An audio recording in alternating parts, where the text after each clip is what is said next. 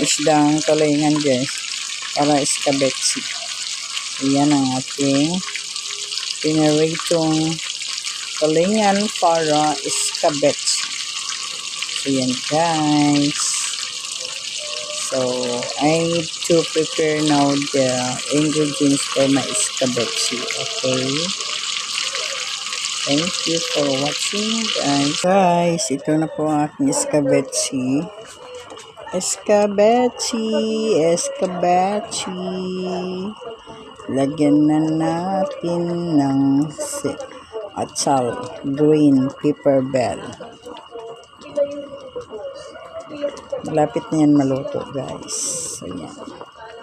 Escabeche. Wow. Ketchup lang yan guys. Ketchup. Mafran ketchup. So yan na siya. Yan na ang aking escabeche. Lagyan natin ang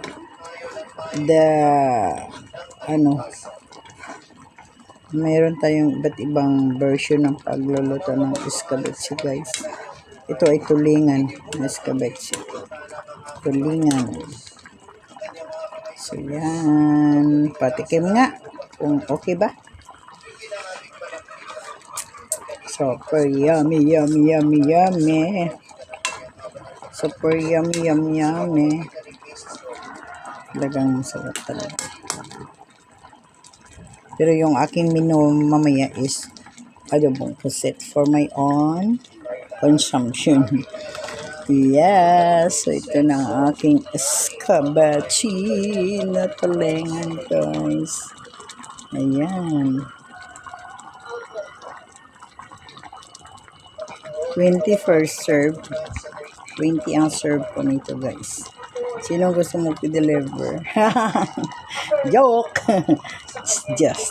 It's just a joke only because it's very far from each other.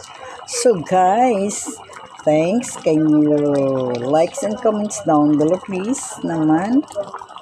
Yes, bye-bye and God bless us all.